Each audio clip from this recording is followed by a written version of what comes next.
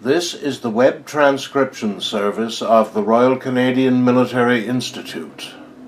On June the 21st, Colonel Jay Janzen, the Director of Military Strategic Communications of the Canadian Armed Forces, discussed the problem of countering disinformation, the challenges facing Canada and NATO in Eastern Europe. Colonel Janzen.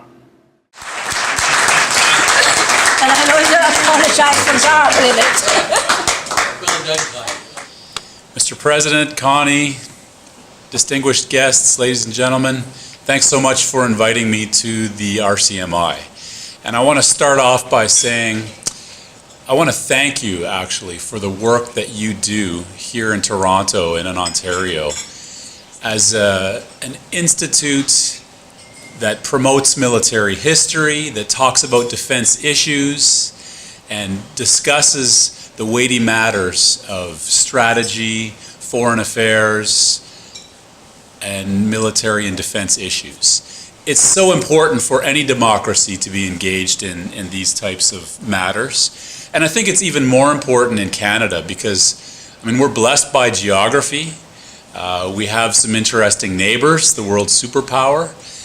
And a lot of our citizens take defense, national security, and the military for granted.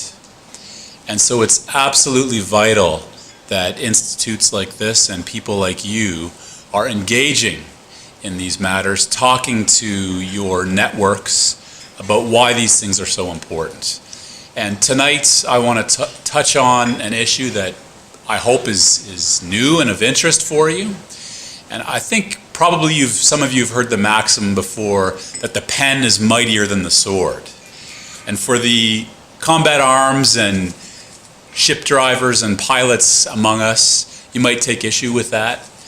But I think no serious student of history can discount the effects that ideas and words have had in shaping history and shaping society. And tonight I want to talk to you about the fact that it's no longer the fact that the pen is mightier than the sword, but that the pen has become a sword, and that in fact information has become a weapon. You've heard the terms fake news, disinformation, the post-truth environment, and that's really what we're living in today. And I'm not going to spend a whole bunch of time talking about that new reality because I think most of you are probably pretty familiar with it.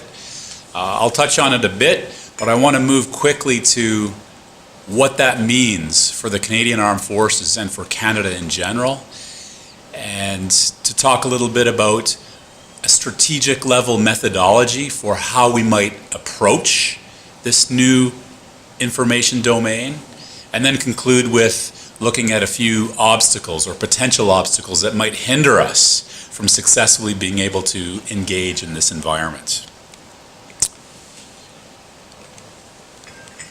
All right. And the neat thing for me, it used to be that only communications guys used to talk about the information domain and how important it was. But more than ever, military strategists are starting to discuss these matters. And RAND Corporation did a very cool study a few years back called The Future of Net War, looking at what's modern conflict going to look like in 2030, talking about cyber issues, artificial intelligence, swarms, and all of these new weapon systems that are on the horizon.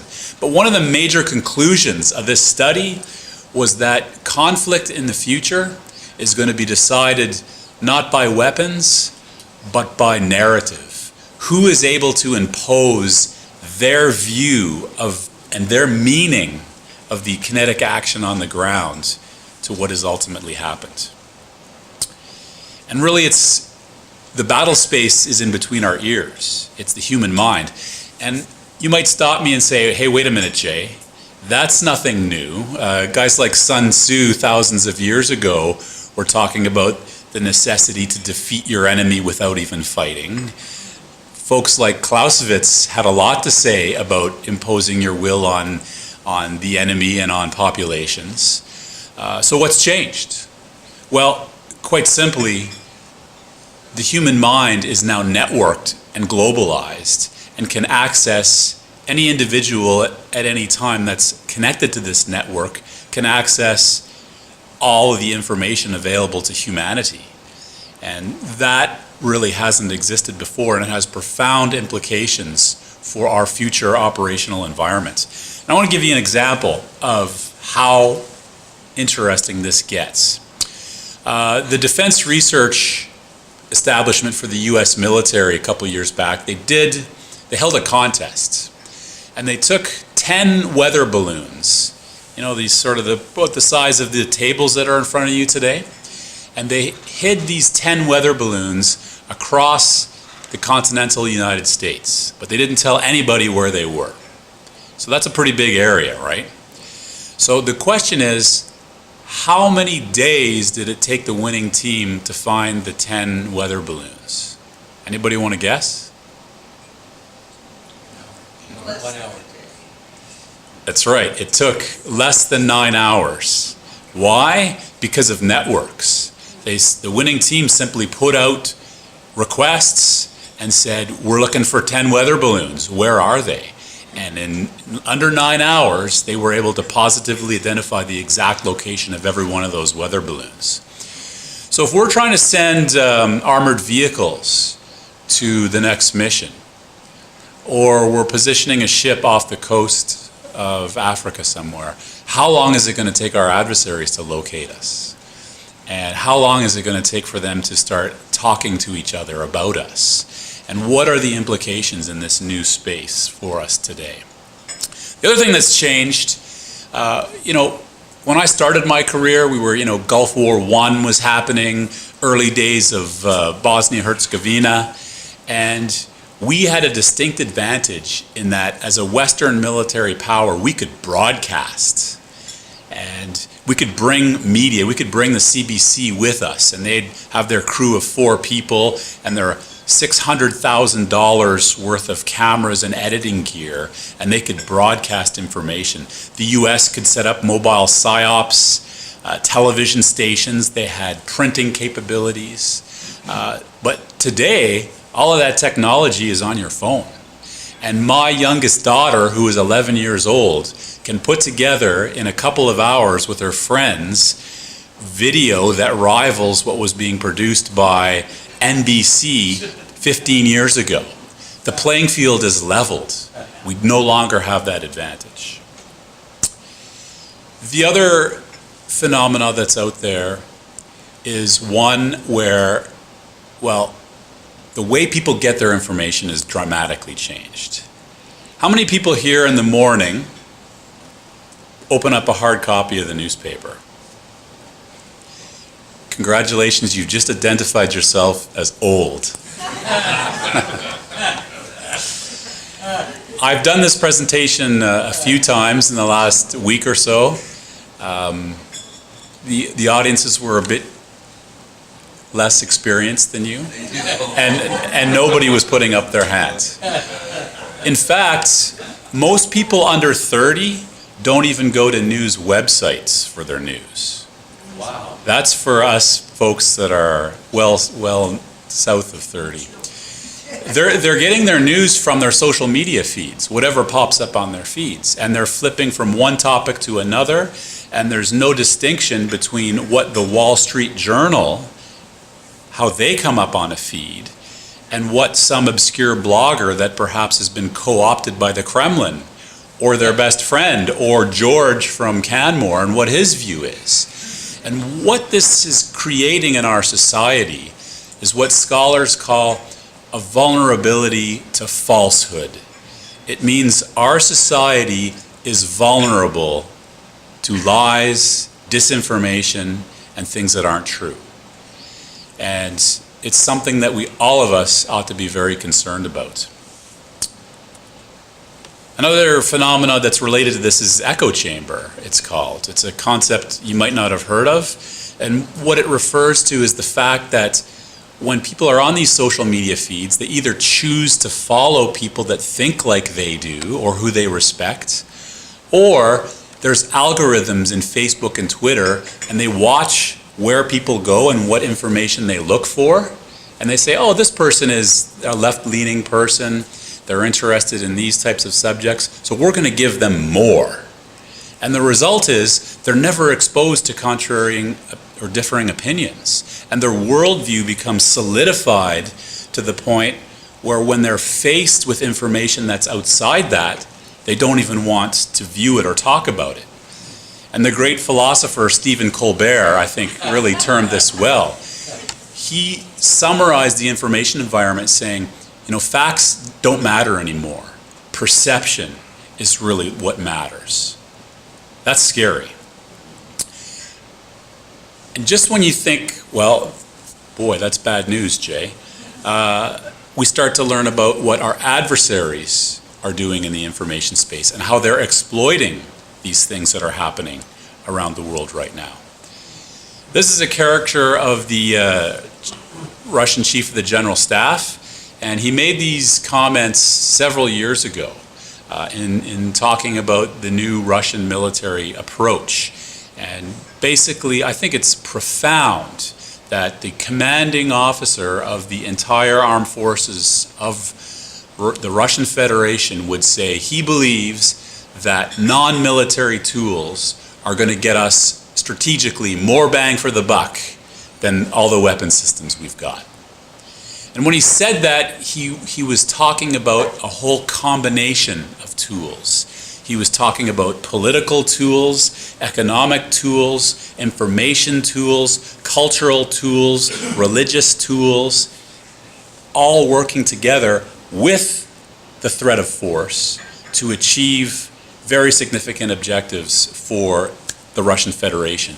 And I think if you examine how they operated in Crimea and how they operated in eastern Ukraine and continue to today, you'll see that that very much bears true. These are some of the tactics that they're using, and I'm not going to get into them. You can ask me about them in the Q&A if you wish. But, you know, conspiracy theories, they try to cast doubt. Sometimes they just try to waste our leadership's time by attacking us with fake news, fake information, fake allegations, just to make our leaders be consumed with the effort of how do we respond to this. One of the things they're definitely leveraging are something called bots, and you might have heard of bots. One reason they use bots is because they're automated social media accounts, and if they all focus in, you can have one person controlling 1,000 of these automated accounts, and you can use it to force social media platforms to raise the profile of your content. And the Kremlin has been able to do this very successfully, raising the profile on their platforms of their key messages. The other thing that's troubling is you can actually interact with these bots online. And they used to be quite unsophisticated a couple of years ago. Most humans could tell in about 30 seconds that they were dealing with something that wasn't human. But today, that's up to several minutes before people realize that they're not conversing with a human. And that's only going to accelerate in the future. And of course, these are everywhere. And in Russian language, on the Twitter platform, 70% of all accounts are not humans. They're run by machines. And there's a substantial number of the same phenomenon going on in the English Twitter sphere as well. But I think the most dangerous deceptions out there are still driven by human beings. Jenna Abrams was a very popular social media account in the US before the US election. She started off with society and fashion and those types of topics, but quickly migrated to politics and became a very divisive, polarized voice during the last US election. Now, the interesting thing here, she had 70,000 followers at her peak. Most of our generals in the Canadian Armed Forces have between 1 and 6,000 followers on Twitter, to give you a comparison of the influence. This account, about a year after the US election, was exposed by Twitter as not real. There is no person called Jenna Abrams. She's an invention of a proxy from the Kremlin used to divide and disrupt American society. By the way, Jenna Abrams was quoted in the Wall Street Journal, the New York Times, and about 15 other very prominent media outlets around the world. As soon as we got to Latvia, we started to get attacked in the information space. And this was one of the very first attacks that we got hit with. Of course, you probably recognize this gentleman who is behind bars now. But they leveraged the imagery that was available in Russian language media in Latvia to say, the Canadians are here, they're all gay, they're all dressed like this, and not only are they here destabilizing the region, but they're also going to pollute the morals of the Russian homeland and frontier.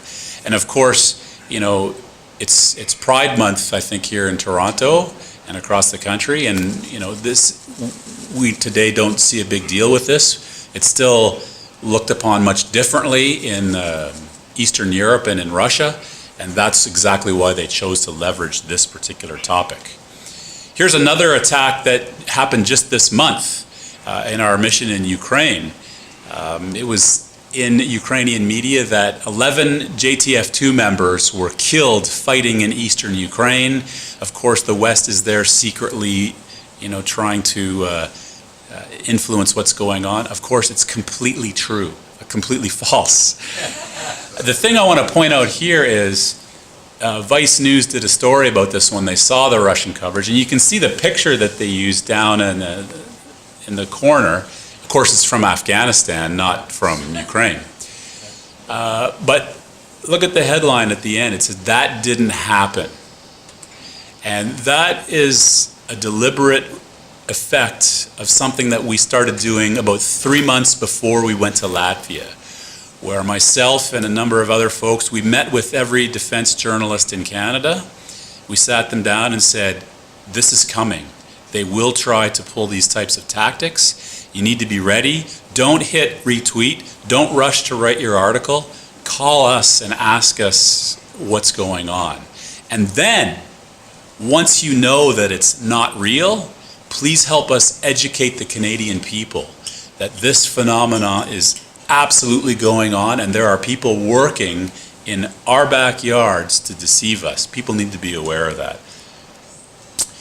Russia isn't the only actor that's employing these tactics. China has something called the law of three warfares: public opinion warfare, psychological warfare, and legal warfare. It's primarily been aimed at issues around Taiwan so far, but watch this space. There's more coming. And of course, extremist groups like Daesh are very sophisticated in their use of social media and propaganda. And I mean, we have to worry about counter-radicalization efforts right here in Canada. This is a global campaign that Daesh is running. And one of the key points I want to drive home tonight is that although a lot of those examples I just gave you and a lot of things I've talked about are kind of tactical actions at the operational or tactical level, make no mistake, the campaigns that are being run out of the Kremlin or out of the Daesh leadership or out of Beijing, they're being driven at the highest strategic level. And yes, orders get passed down, narratives and direction get passed down, but ultimately they are hoping to achieve strategic objectives. The so what of that is that for us here in Canada, the response and the bulk of the leadership on how to deal with this issue is a strategic issue. It's not something that we can push down to the troops that are deployed or in the field. This is an issue that needs to be addressed at the highest points in the Canadian military, and actually, as I'll get to in a minute, much higher than that. At the same time that all this is happening, trust in media is at an all-time low. This is just representative of many different studies that's going on, and actually this is not a Canadian study. The Canadian numbers are actually higher, but the trends are the same. Generally speaking, people have less trust in journalists than they do ever before. And you know, there's some reasons for that. And to be fair, one of the reasons is their whole business model is absolutely under attack. Newspapers are closing down. Media outlets everywhere, because they're facing competition, are under stress. And what's happening is that we have Matthew Fisher in the room, who's a distinguished defense journalist and now a fellow at the University of Toronto. Matthew Fisher is a dying breed, unfortunately. And I think today we can count on one hand the number of defense journalists that really understand the nuances of conflict and defense policy and procurement issues and these types of things. And I suspect that my predecessors will be dealing with even fewer people than that, because these outlets are letting these experienced folks go, or they're retiring, and they're being replaced by very junior people who have 5 or 6 major files in their portfolios, and they don't understand the nuance. So when Canadians who don't know who to trust, and they're on their social media accounts and they're getting bombarded by this fake news, they want to turn to an experienced journalist, they're not going to be there. So my point is, I think the Canadian military and the community that supports us, we need to take a vested interest in partnering and reinforcing the need for strong journalism in Canada, both for accountability reasons and because they'll be a very strong partner in combating this phenomenon of disinformation and fake news. And yes, the relationship can be strained at times, but I think we need to look at the bigger picture. And Thomas Jefferson said this a long time ago, that a well-informed citizenry is the best defense against tyranny, but I think that's more true today than it was when he actually said it. And it really gets complicated when you reintroduce that adversarial element back into the information space. And what keeps me up at night is not facing disinformation in Latvia or Iraq or Ukraine. It's here in Canada, where on one hand we've got media, we've got the opposition, we've got NGOs who are conducting very important accountability work, asking tough questions, trying to hold the military and the government to account. And at the same time, we have adversaries who are trying to divide us and destroy our society and our democracy. And how do we tell the difference? How do we tell who is acting on whose behalf? And especially when you look at what has happened in Europe, where even journalists have been co-opted by the Kremlin or outside actors, where NGOs have been set up that are fake. They're funded out of Moscow, or they're funded out of some other capital, ostensibly for one purpose, but really they're working to do something else differently entirely.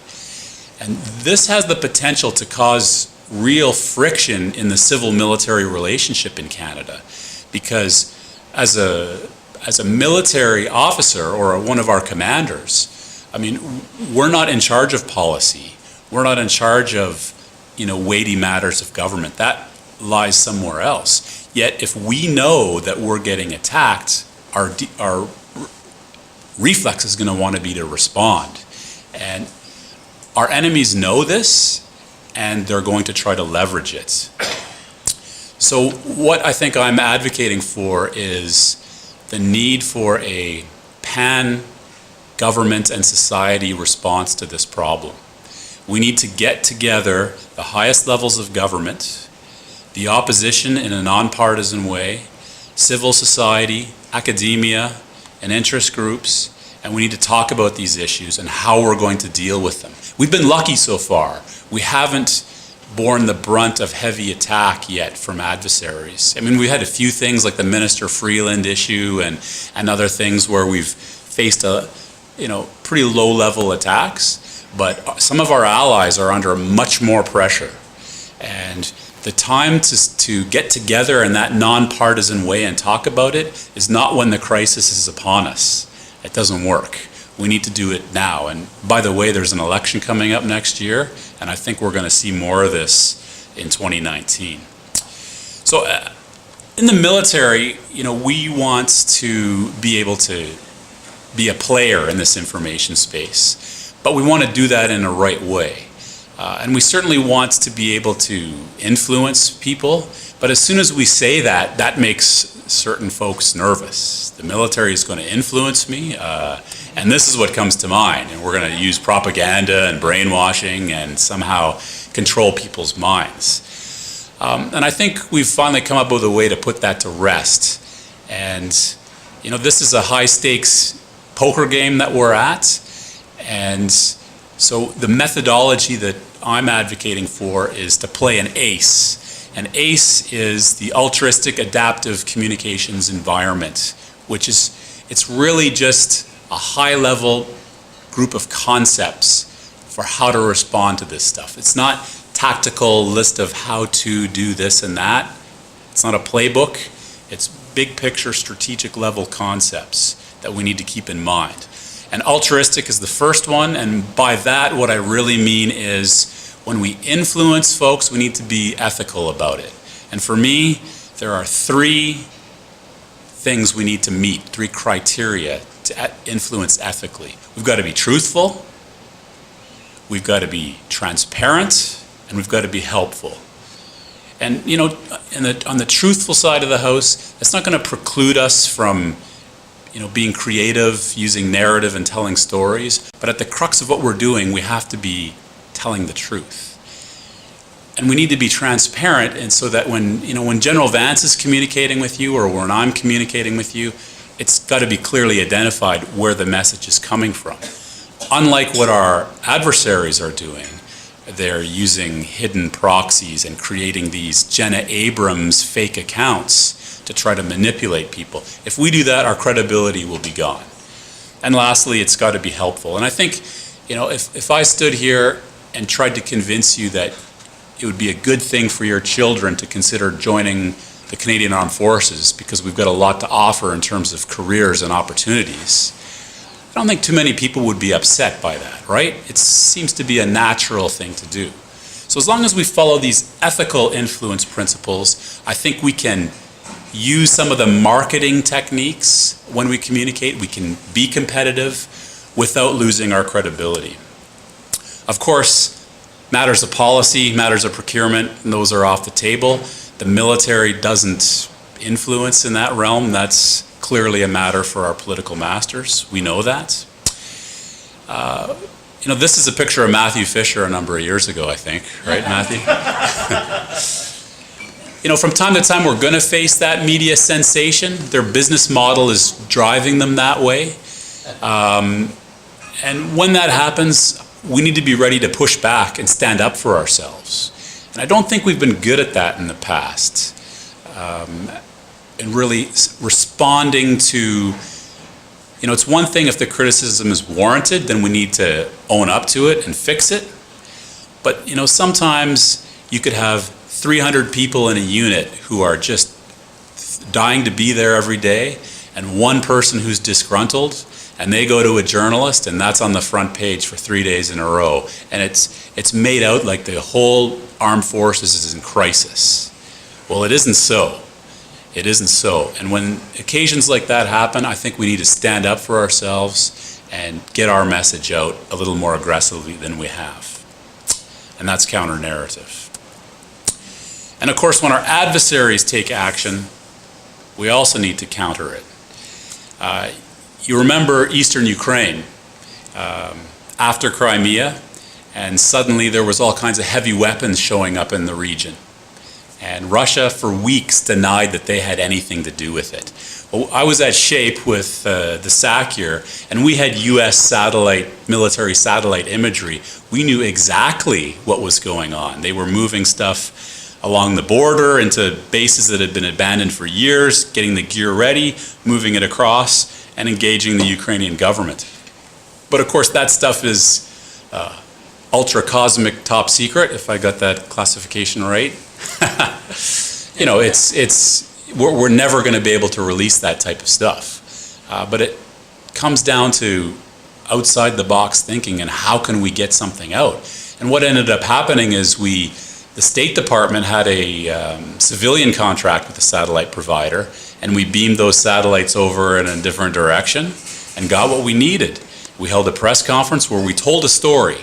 We told the story behind these images, and we even tied them into images from people on the ground in eastern Ukraine taking pictures with their iPhones, and with photos from Russian soldiers who were taking selfies of themselves in Ukraine. And that story that we told at that press conference that day, within 24 hours was in 8,000 different media outlets around the world. And suddenly the narrative changed on Russia's involvement. And that's a pretty good effect. I felt good that day. But I felt even better about 2.5 weeks later when the European Union passed legislation ratcheting up sanctions against Russia, something that they'd been dragging their feet for months and months about doing. I think these images had a big piece in motivating those folks. We've got to be adaptive, and one of the things that's becoming quite de rigueur in terms of military strategy these days is something called design thinking. And it's a new way of approaching strategy. And it's been stolen from the engineering world, where engineers that had problems that were unsolvable, they took this design thinking, and you identified the real problems that are perhaps hidden. You identify the connections between players in the battle space, and you understand the knock-on effects. If you do something, if you take out Gaddafi in Libya and remove his clan from power, you better think about what could happen next. We haven't been good at doing that, right? And I think the same lessons apply to strategic communication, because communication is, again, all about networks and all about follow-on effects. So we need to adapt these design thinking principles to make sure that we're identifying the right problems and thinking creatively. This guy, Daniel Kahneman, he won the Nobel Prize for Economics a few years ago, basically trying to understand what motivates people to purchase things. And what he found out was facts and data don't matter. It's stories that matter, it's emotion that matters. When you buy a car, you might think it's because it's the most reliable brand and it's got the most horsepower and it's the most comfortable and it's the fastest. And you actually believe that you're making a rational decision. He says, no, you're not. You're buying a car because it suits your image and your personification of who you think you are or wish that you were when you get behind the wheel. How you feel is actually what motivates your decisions. We need to harness this type of thinking and marketing in order to really influence people and to understand their worldviews. And because the idea of telling stories, it's hardwired in our brains from thousands of years ago. And Aristotle spent a lot of time talking about how to convince people. And he identified that there are 3 elements, and logic is probably the least important of the 3. Emotion is quite important, but emotion is open to misinterpretation, so we can't rely on that alone either. We need the 3rd piece as well to be balanced when we communicate, and that is the moral suasion or the credibility behind our message. This strategist, Emil Simpson, who wrote War from the Ground Up, he was an officer in Afghanistan and he's an academic at Oxford. I highly recommend you add this to your reading list if you're into strategy. One of the major conclusions he draws in this book is, again, future conflict is going to be less about shooting people and more about imposing meaning on people. And he uses the example of Afghanistan where, we went to Afghanistan and we said, look, we beat the Taliban in every fight we had with them. And we're here to help the Afghan government. And, we want to put girls in schools and we want to do all kinds of good things for Afghanistan. And, we can back up that argument. And I think most people in Canada and in the West go, yeah, hey, that was good. And we did a fair job at it. The Taliban had a different narrative. And, you've probably heard it summed up, they have the watches, we have the time. And what that really meant was people of Afghanistan, the West will leave here eventually, and when they're gone, we're still going to be here. So if you support the government, if you take their jobs, if you take their money, sooner or later, you're going to pay. And I would argue that that narrative was more persuasive. They did a better job at imposing meaning on those key audiences that really counted. And as a result, Afghanistan is still where it is today. The last piece is engagement. We've got to listen and we've got to talk to people. And the first thing we need to do is to understand this complex information environment that's out there. And that's not easy. You know, it's one thing to understand the dynamics in Iraq in languages and cultures we don't understand, but we have difficulty even tracking what people are saying about the military on social media networks in Canada. There's so many people talking, so many networks. How do we understand that? There's new technology coming online. Before we can really go forward with this, we need to leverage tools so that we really understand the environment we're operating in. And once we do, then we can set better objectives and we can measure and use tools to understand, are we actually achieving them? And if not, back to that design drawing board, new creative solutions. And maybe we'll learn much earlier in the Afghan campaign that our key messages and narratives aren't having the effect we want where we actually need them to. We need to harness our own people. And again, you know, some of our generals have 6,000 followers at best, but some of our corporals have 20,000 followers. Not because they're corporals, but because in their spare time they're professional mountain climbers. But guess what? You know, there's a lot of young, fit mountain climbers out there that would make pretty good soldiers. And imagine if we could harness that corporal with that network and get him to talk about our strategic narrative, about our recruiting needs, in his own words, to his own people, or her own people. I think it would make a huge difference. So we're thinking about these things. Last thing I want to say tonight is there are a few things that can get in our way. And we're going to play this ace, but an ace can get trumped by a wild card. And there are two wild cards that I'm worried about. The first one is risk aversion. And you know, in Ottawa, it's funny because we're a military and we're used to managing risk. We're used to sending people into harm's way and expecting to take some casualties. But it's funny when you talk about putting someone up in front of a microphone, in front of a television camera, the pucker factor increases pretty rapidly. And I would argue that we're almost less likely to take risks communicating than we are fighting. And it's got to change because the environment has changed. And another strategist, Mikkel Rasmussen, said, you know what, this current era that we're in, it's so complex and it's so full of potential boomerang effects that it's paralyzing to militaries and to actors everywhere. And in that kind of an environment, guess who's going to rule? It's the person that's willing to take risks. And I think the reason that Donald Trump is president of the United States today is exactly for that reason. Here's a guy, you know, we won't even talk about his policies or ideas, but he's willing to take risks. You got to give him that, and it's paid off for him. The last thing that could get in our way is resources. And I think we've got to, you know, we like to spend a lot of money on weapons platforms and new ships, new aircraft, absolutely important. But we also need to spend a little bit of money in this area to get the tools that we need to be equipped to face this in the future. Because our adversaries, they're doing it. They're spending billions of dollars on RT, on Sputnik, on creating new trades in their military to do information warfare. So if we're going to be ready for the next conflict, we need to put our money where our mouth is as well. So, all that to say, the pen is a sword, we're in a new era, and I hope you'll join us in advocating for being ready for the future. Thank you very much. Happy to take your questions.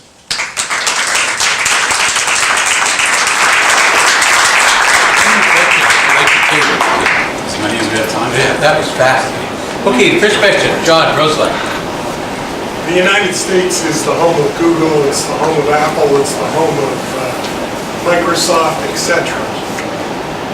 Western computer people are better than Eastern computer people. If the United States government were so inclined, could they not say to Putin, okay, you interfered in our election, well, mutually assured destruction, we're going to make it very difficult for you to govern because we're going to get messages to your people that you don't want to hear.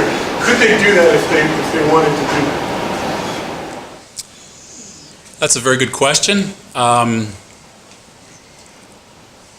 think a lot of the people that are working for Google and Apple and other companies are perhaps not from the United States. But I take your point.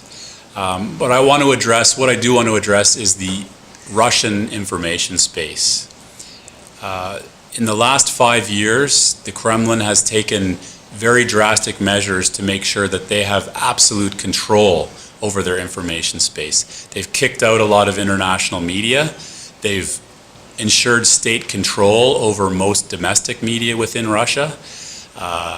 Most of the Facebook and Twitter are not very popular in Russia. They use, the main platform is called VKontakte that they use, and there's a few others as well. And most of those platforms are owned by very close associates of Vladimir Putin. So when Russians communicate, the state is watching them, and Russians know this.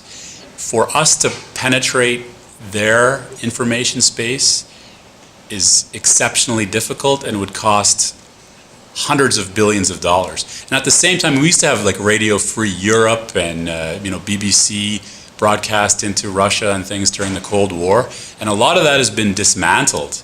And the EU and the US and other actors are now scrambling to have at least some voice into Moscow and into Russia. But the sad reality is our influence there among the people is very, very limited.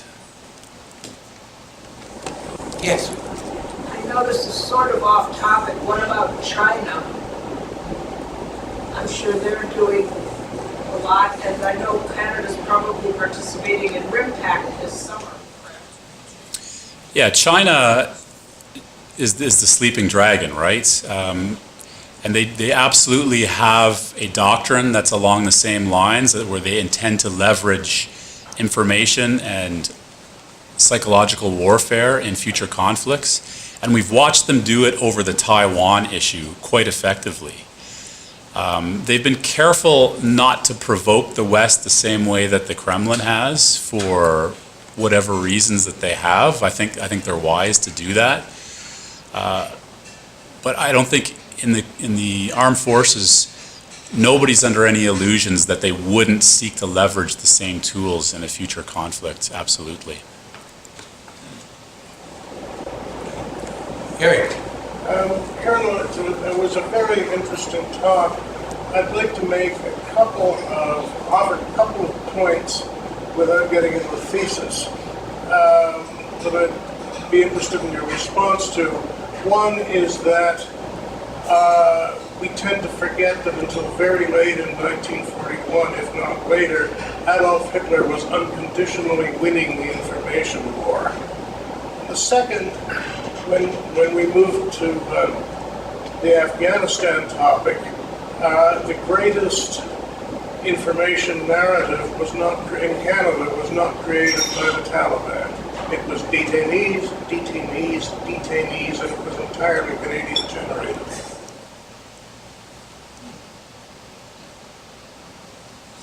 Very good points. Your point on the Nazi regime is a very good one.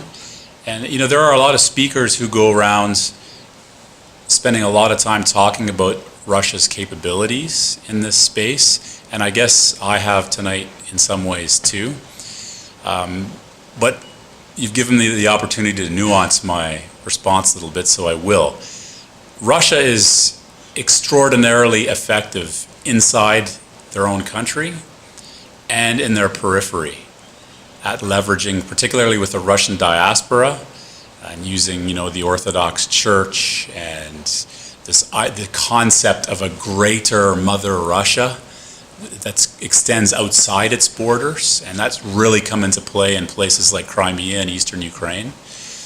But when it comes down to communicating to us here in the West, they really aren't that effective. And they've spent hundreds of millions of dollars setting up Sputnik and RT. Yet I don't think there's too many of us here that are glued to our television sets or surfing on the Sputnik website in the morning.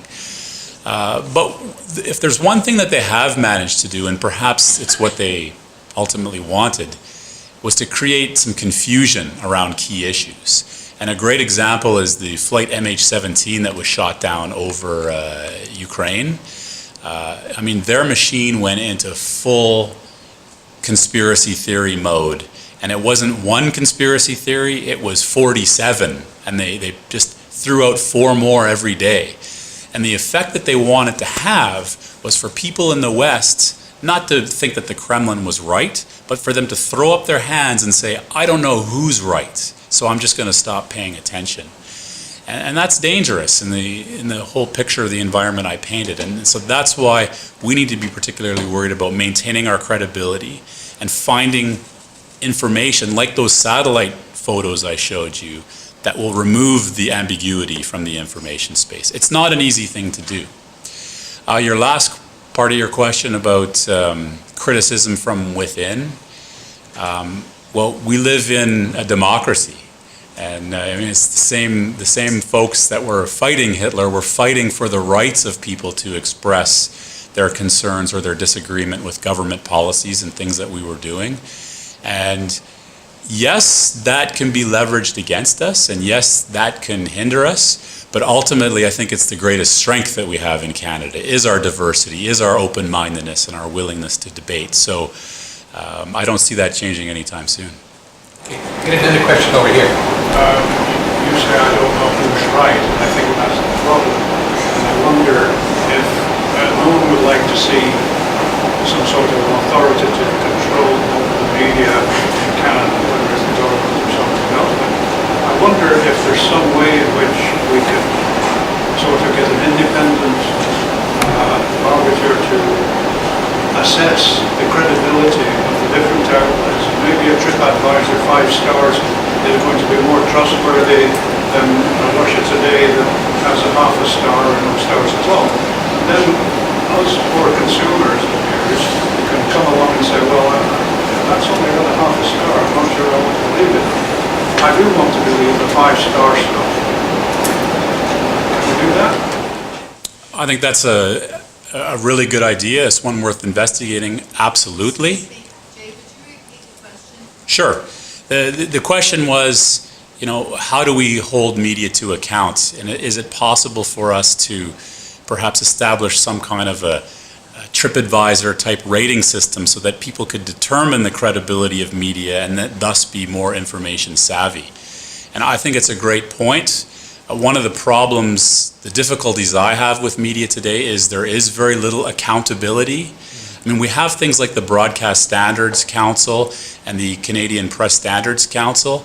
I actually spent a bit of time recently looking at their disciplinary decisions from the last couple of years. There's very few complaints even get brought forward. And when they do get brought forward, usually they're dismissed, or in the rare case where there's actually wrongdoing found, the punishment is they go back to the outlet and say, outlet, you need to print a correction. And so they've had these 4 front page stories that turn out to be erroneous or salacious, but the correction is on page 35 in fine print, because those standards councils, they only have the power to recommend action that should be taken. The other thing that I really think is important is education campaigns for our population. It's to say, when you see this kind of stuff and it's not true, first, don't send it to other people. And second, speak out. Do something about it. Get involved. And if you're not sure, seek other sources to back up what you're reading and make sure that you know that what's being said has some veracity to it or not. The thing that's going to prevent that from working is that there's so much information and we're all so busy. How do we do that? So I like your suggestion, and I think it's something that we definitely need to look at. Yeah, go ahead. Colonel, I'm interested, who's doing the best in response to the disinformation in the West? In the NATO alliance, for instance, who is doing the best job at countering this or educating their citizens so that they can do it on their own? That's a good question. You know, one country that really stands out is the UK. And I think they have a culture of communication that is interesting. They recognize the importance of communication, but they also have a strategic culture to them. Because fundamentally, you know, communications is nothing unless it's nested with strategy. And the two need to go hand in glove together.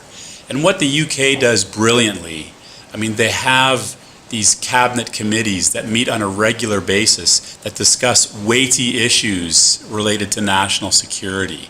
And it's multiple departments, the Prime Minister leads it, and the politicians that get elected, many of them actually have the gravitas and the knowledge to engage in these discussions. And there's a number of civil servants that are supporting that effort. And that same strategic culture doesn't quite exist in Canada. And it's something I think has been recognized for a while. And I think, you know, we've got mechanisms and we've got savvy politicians, but we don't have enough. And so again, I think it's all part of the same problem that we need to be pushing for, is more consideration for these issues, and maybe to stop and be nonpartisan for a while, because there's bigger threats than party X and Y in the world. And once in a while we should learn to get together and figure out how to respond appropriately. Yeah, last question. We go to the back there? Yeah. Colonel, I'm just curious, we spoke a lot about the public as being influenced by these different players. But one of the things I'm also seeing nowadays is that even people's approach to politics or some kind of cause or might be engaging in some kind of activism. Antifa the other day, I heard they posted the names of 1,500 ICE employees in the States to try and put them into a situation. So I'm wondering, to what extent are we seeing in these types of influencing operations, like activism at the grassroots level that may or may not be being co-opted or being pulled into it, but to what extent is that going to play a role in the big picture, or is the public predominantly just being sort of manipulated and sort of being led by these actors themselves? I think it's absolutely pervasive, and I wouldn't put it past corporations to get into this game if they're not already involved. And again, it just, the thing is, somebody brought up the point about, who's doing the best, and, Hitler was leading the charge for a few years before things took a dramatic turn. And, that's something that we also need that can reassure us, actually, is that at the end of the day, actions speak louder than words. And you can deceive people for a while, but it all catches up to you eventually. And I think even in corporate culture, people tried to get away with certain things for a period of time, and then, oops, the brown envelopes start flying and you get exposed. And there's been some dramatic reversals in corporate practice because of that. So I think what's important is we recognize the threats, recognize the possibility and potential, do what we can to prevent it. But I don't have a better answer for you than that. I'm sorry. Okay, at this point, I'd like to call the questions. You'll have a chance to talk to Jay downstairs. I think you'll be hanging around for a bit and everything like that. I thought it was a tremendous presentation. And I used to be involved in advertising, and I can see all the things coming forward. And we really have to wake up and see the world for what it is today, not the way we wanted it to be.